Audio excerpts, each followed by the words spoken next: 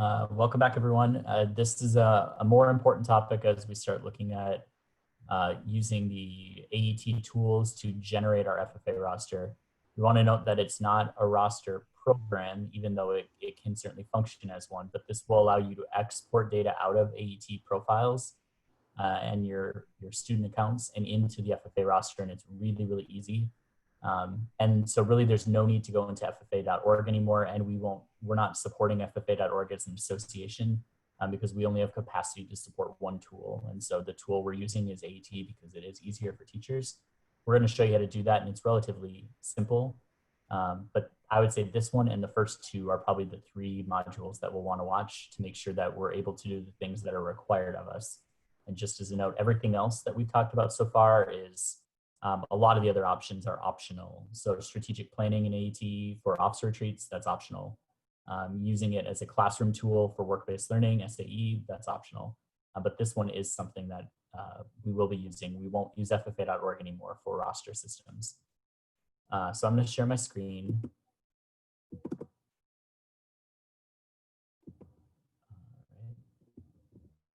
Here is here's our website. Remember, under resources, Teacher Resources, AET is all the things that we need.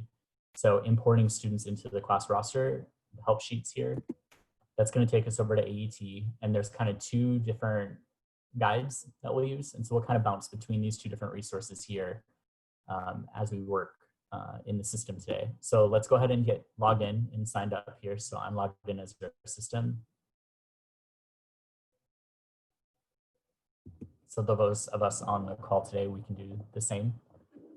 So I think there's kind of three different things we're going to show today, but there's only two guides. The first one is as students create their accounts, you'll see everything here in this student account portal. So if you want to view just one of your students, like we're going to take a look at Jim Ertl, we can click that. It also gives little ribbons and progress markers that students seem to get excited about. Those will show up right here. But manage all accounts is what I wanted to start us off with. So this shows us all of the students in our program. We can sort by grade, like Joel Larson has aged out. He's in 15th grade now. We probably want to remove that because he's in his third year post-secondary. So maybe he's getting his American degree, like maybe we keep Jim because he's going to keep going, but we think Joel is pretty done. So we could go ahead and make Jim inactive. But I wanted to show this tool because this is where we would set up our accounts, and we're going to show what that looks like if we want to add one account or multiple accounts. We'll kind of visit through this, but usually I would export my roster from whatever record or not a record attendance system we're using at the school, gradebook, and I often match their user IDs to their student IDs. So at my school, it was common, like the first 5 of their last name and then a number was what they used to log into the computers. And so like the first time I just made their username and password the same. And this walks through it. We're going to go into more depth on that in the future. But this roster utilities is kind of what we wanted to show today. So this is a helpful tool because it'll show us what are the problems in our roster. Like, do we have duplicates? Joel Larson has more than one account. It also tells us problems. So is there duplicated records, like students have an account and they're not using it for some reason. It'll tell us matching records, like students that sync up. I should have logged in here, but like if Joel Larson was in AET and has an FFA account, they'll show here. No one in the state account is submitted to National FFA. It also gives us the option to add anyone who is in National FFA but not in AET, and then remove anyone who hasn't been active. So if you wanted to quickly filter out anyone who hasn't logged in the past 2 years, you can make them all inactive. So National FFA roster issues, duplicated in your FFA roster, duplicated in AET, things that match between the two, pull from FFA, remove from AET. So really quick, easy stuff here. So if you have students who are an issue for some reason, this is where we kind of start that cleanup process. So that's under manage accounts. As you're just generally dealing with accounts, this is where you would pull them from. So what we're going to use here on AET's website is this guide that kind of walks us through everything. So if we're going to manage our student accounts, it tells us to click on accounts, manage all accounts.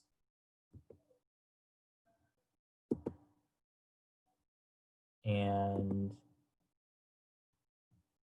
that's what we just walked through right here. And then we can also review student information and get ready to submit to National FFA. So if we're at the point where we're ready to turn in our roster to National FFA, we would hit roster helper. So AET to FFA. And then it's really helpful because it'll walk us through what are the issues. Do they have a current ID already? No one in our association does because this is all fake accounts. But if Jim Ertl was a previous member, we'd see their ID number. It also tells us, is their profile complete? Did they enter an actual address? So this Joe Larson's one here, it tells us it's a good address, it's complete. And it tells us if there's an issue wrong. So this one, it says is only 75% complete because they have a city and a state, but they didn't put an address, like a street number.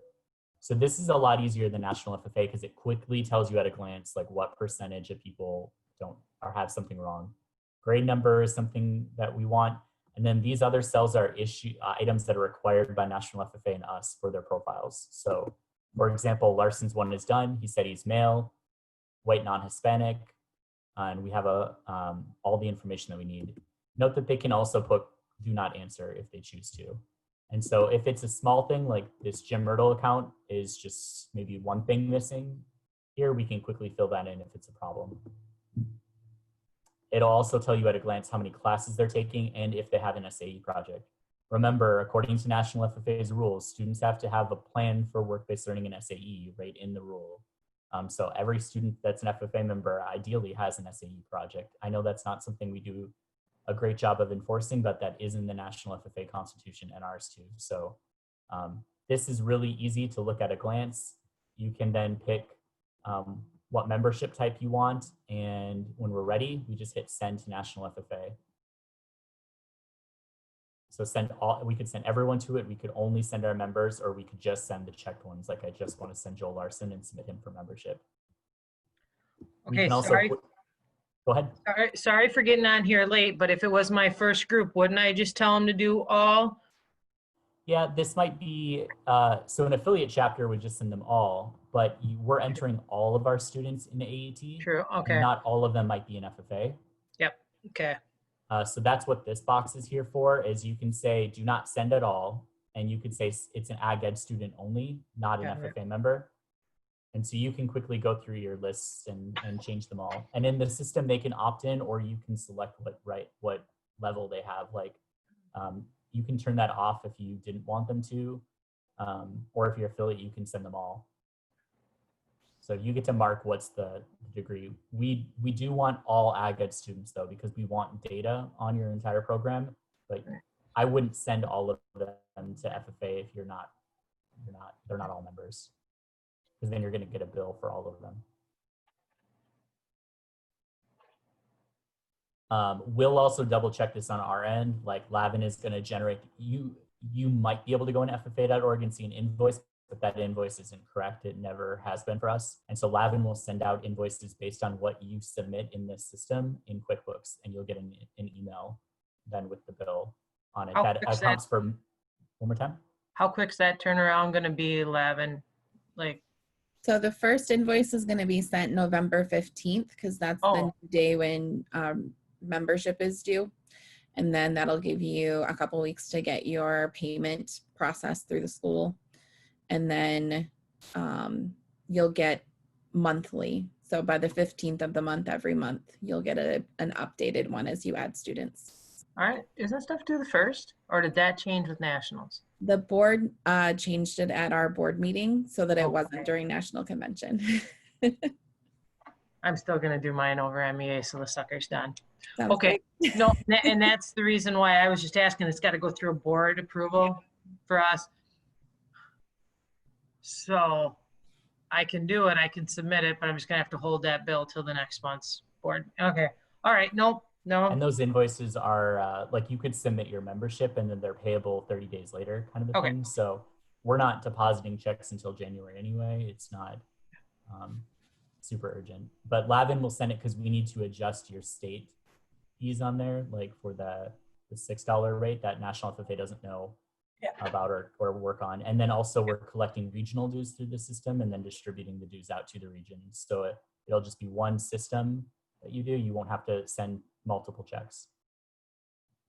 Does everybody in the region know that? Because we just had a big Zoom last night, and only because like I'm in charge of the region calendar. I know the region calendar says that you got to send them to St. Charles by the 1st of December as a different one. Yeah, technically, so we're cleaning that up because the regions it. don't exist. They're just like a department within a high school. Okay. And so we're running into issues with, we're off topic, but we're running into issues with tax implications. And so we are creating sub checking accounts in the association. All the regional reps should know and have talked about it. So I know we're also dealing with affiliations. Yeah, we had that meeting last night, and they explained a little bit to us just real quick that it's turned. Okay. Yeah, Nikki talked about the affiliation changes, right? Yep. Yeah. Yep. In that same breath, because we're on here, like I get this, and I'm trying to stay on with these each week, so I learn just a little bit more. Somebody made a comment, and I thought this was a really good idea, even though, because now it's literally saved to my favorites, so I know where my resource page is. Trying to tell these other instructors, get on and watch this, guys. Come on, and Paul Arzold and I are emailing back and forth, and he's like, we're going to be teaching a lot of people. And I'm like, yes, we are. And the question came up to somebody, and so I'm sharing it with you because somebody else brought this up. Like, I've learned from the get-go with you guys. Am I perfect at this? No, but I got a pretty good idea where I can get my resource from. Even though you guys are going to point them to that spot, somebody had a good point last night. Can you, in one email, and I don't know if you need to put it as high priority or something, give us maybe the PDFs of these cheat sheets that are the most vitally important from this all the way to, from the beginning all the way to submission like this. And one of our older instructors had that, and I was like, you know what, that's a good point. So I'm just sharing that with you because I was looking at my notes here from last night's meeting. Yeah, I think we could do one workshop like this that's a video that's just setting up the teacher profile, the student profiles, and submitting membership, and just those handouts. That's a really good idea. And they came up with that, and Paul deferred it to me. He's like, Tiff, what do you think? I'm like, I'll be on with you guys today. And so, yeah, just because, I mean, it used to be for some of us, if some of the people had issues in the region, we got together at somebody's school, and that's just not going to happen this year, kind of thing. And so, but yeah, because I like to, I mean, I have used the resource page more than I ever thought I would already, but it's just, and thank you. That help sheet, that's bomb.com. I've had to reference it multiple times. So, but yeah, if that was just, there was something that before I forgot, looking at my notes from last night, I wanted to ask that. So, okay. So that's good. We will definitely do that. So this is the tool that you use to submit to FFA. I really like it because you literally push one button and you're done. We're going to talk more about how students put their data in. As we showed, you can easily change stuff. Like students in my town kept forgetting that Red Wing is 2 words, and they would just write it as 1, and that's going to create an error. And so I would have to fix those things. But this is pretty simple for submitting the rosters. Everything, only members or only checked names. And then you have quite a bit of control, and you can clearly see where the problems are. So membership is done super fast, and then Lavin sends the invoice, and you're finished. I recommend that you have students create their own profiles.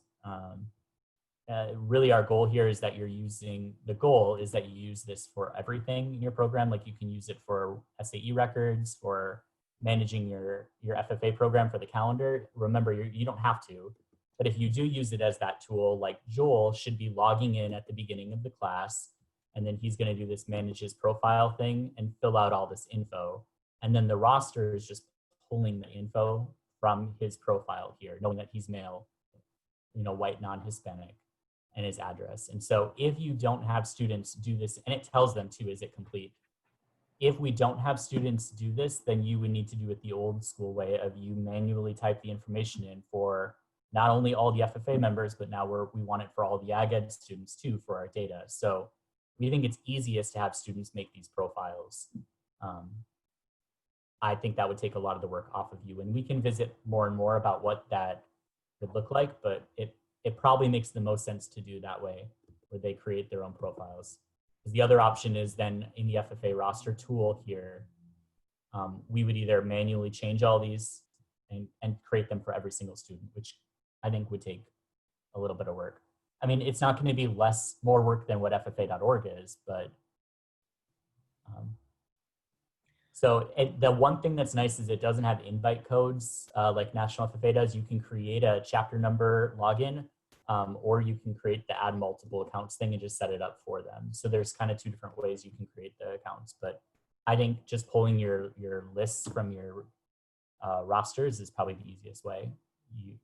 We'll talk through this more next week on getting students started. Somebody else, just because you guys had talked about, and that's what I'm planning on doing, is this is going to be a lesson. Somebody else, again, trying to work smarter, not harder. And I didn't have 2 computers available to do this last night because otherwise I'm going to look it up. Is there a pre-done lesson that they're able to download anywhere that does, and I'm looking on the other one real quick and I didn't see it, so I'm sorry if I missed one. And maybe it was there. I kept thinking it was on our Minnesota FFA one. They were asking, and I think more so they wanted you guys to maybe push it out, but there it is. Never mind. I kept thinking it was on. It's okay. The Minnesota FFA one. I said, go to the Minnesota FFA one, go to Teacher Resources, but never mind. It's on here. Well, if you guys can screenshot that, I think that might help them too. Okay. I think at the bottom, we do have a link to it, AET Teacher Help and Resources. Okay. And so this takes you here to the teachers getting started. We can add a tab for the curriculum, but yeah, there's a pre-made lesson plan in there about how to set up their profiles. Okay. I forgot about that. PowerPoints and there's a sheet in there that literally walks the students through each step. So like I would write my chapter number on the top of it and hand that out and send the kids to the lab. Like, it's beautiful. Yeah, I missed that. Then I was trying to explain it to them. Okay, yep, there it is. Got it. Yeah, so I literally didn't even have a lesson plan. I just printed enough of these for each student. And on the board, I wrote our chapter number is MN, oh my God, 0216, I forgot. And then their username is the same as their computer login. And then I said, your password is the same as it is here, but then write it down so you don't forget it. And then it walks them through completing their profile. And so you could say at some point, like, stop here. We're not going to do FFA committees and career exploration, but like everyone should at least be doing this part, the about you section. Yeah. And you could give it as a take home assignment. Like if you don't want to, I know we're not sure what school is going to look like, but in the future, it might not have to be we all go to the computer lab. It might be take this home and it's due in 5 days. Yeah. And then I can quickly look to see who's missing. Right. But right. I wouldn't spend time entering your roster. I would just make them do it and then spend time helping the few students who are having trouble with how to do it. But there's a PowerPoint in here to teach. There's a lesson plan in here. And then there's several other lesson plans that you can use too, like exploring SAE, how to get started in SAE projects, how to do your project plan and training agreement. Yeah, okay. Okay, no, because I wasn't logged in. That's why mine's not coming up to lesson plans. Okay. You're right. So teacher help and student help is if you're struggling where to get stuff. Like I need help with how to put in awards. And then under curriculum is where you would find the curriculum for how to teach AET or how to teach SAE. And then we offer some trainings too. So the trainings are, our videos are going to eventually go under here with Roger. Okay. Okay. So National Roster Tool is where you check for errors against the national roster. Submit the AET to FFA is how you pull people from AET into FFA to submit your roster. And then if you're ever, the last file on here, I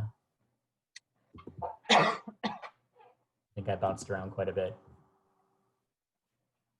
So if we were on, I'm just going to go back to our website. So if we were on our website and we hit the help sheet, it's going to take us to the help sheet for FFA roster. The final document is called the roster lookup tool. So sometimes we know that we need to know like what a student's FFA number is. We won't need it for any events, like in judging card, if we're registering for conferences or state fair, we're hoping in the future camps, state convention. will automatically be able to do membership checks through AET because it'll know if they're a member or not. But if it was something else, like maybe a scholarship application or something, you would use this document here to look how to look up info in the AET roster.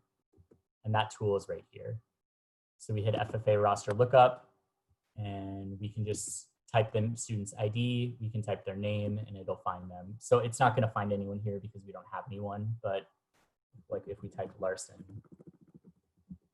it would then find Larson in the roster. So this is able to connect into FFA.org. So you can look up all that info without ever going into FFA.org, and that was our goal.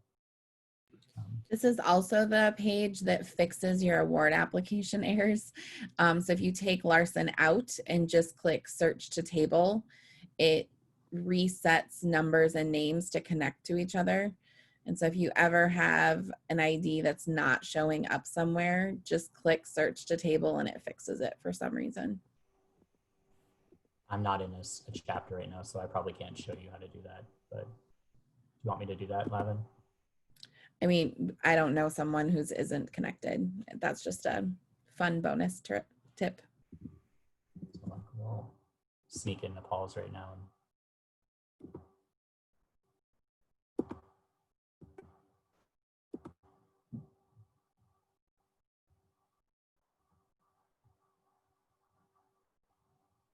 So this would connect them, you're saying, Lavin? Yeah, so like if Leif's ID wasn't showing up on his American degree, if you click search to table, it like resets the system. So then if you go into his American degree, it would magically be there. Got it. Yeah, so we think this will be really easy. Like if I needed to know Leif's number, I would just type Leif. It's going to find him really quickly. We can pull his number. Didn't have to go into FFA.org. As we're managing our rosters, like here we can see Julia is a rock star. She's done. Leif is great too. Nick, not so much. He hasn't done all his stuff. Julia isn't in FFA.org yet. Like it looks like Leif is done, but Julia's not. If we wanted to renew her, we could just renew this. We could send everyone who's marked as 1 year, or we could just send everyone. It also gives you the invite codes over here if you do need them for some reason. If they want to get an FFA.org for something, and then managing all of our students. So this quickly tells us, doesn't look like there's any duplicated stuff in FFA. Doesn't look like there's duplication in AET. Here's students that are in both systems. This student has an FFA account, but not an AET account. We can quickly add that for them, or we can get rid of anyone who maybe has been 3 years ago, they're not in it anymore, and you want to get rid of these students. That's how you can do that. And it doesn't delete them, it just makes them inactive. So lots of good tools. We think it'll make it much, much easier than FFA.org. That's the biggest reason why we switched this is you have the students create their profiles. They should be familiar with doing that in lots of other apps. You export it to FFA, you're done.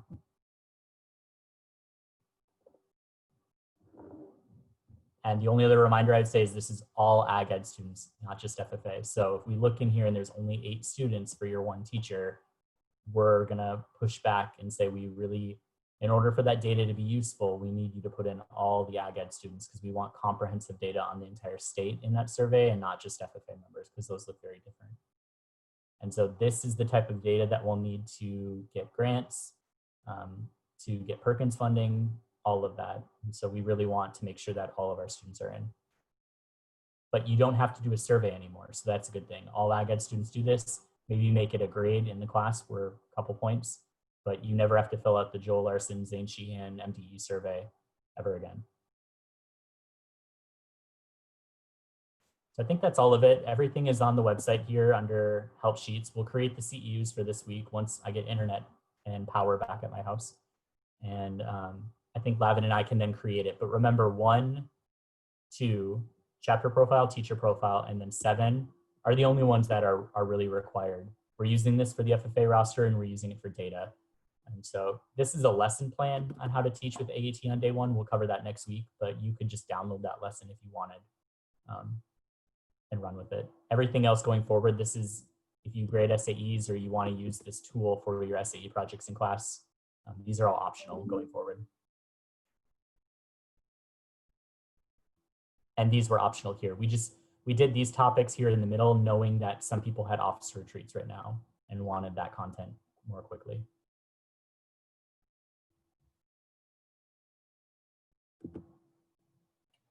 I think you're going to get in, just FYI, and the other that are listening, I think you're going to get a huge insurgence of questions. We tried to, a couple of us on our region Zoom last night tried to really push them, like, get on here, watch them, get some background.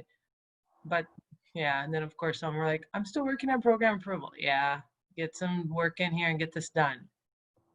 The nice thing is, like when I taught, I didn't have any support on this. I just watched the little videos and played around. And for the most part, it's intuitive on the things we're doing now. I don't know that it's intuitive for a placement project in SAE because this whole system is geared towards big livestock projects. Yep. But for the most part, you'll probably find the things. And if not, just call Lavin and she'll walk us through it. So no, this is good. This is good. So no, I'm glad you did some of the POA stuff because that's something I actually gave to my officers. I don't think anybody's done anything yet, but I like it. So, but okay.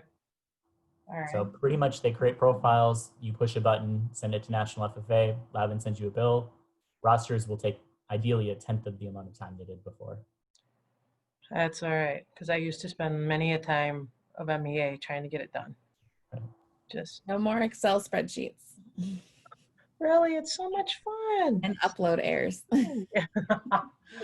And then sitting on waiting for nationals to call you back. That's awesome. Okay, perfect. Thanks, guys. Sorry I got on late. I just came from another meeting. So thank you. Any other questions? Have a good one. No. Yeah.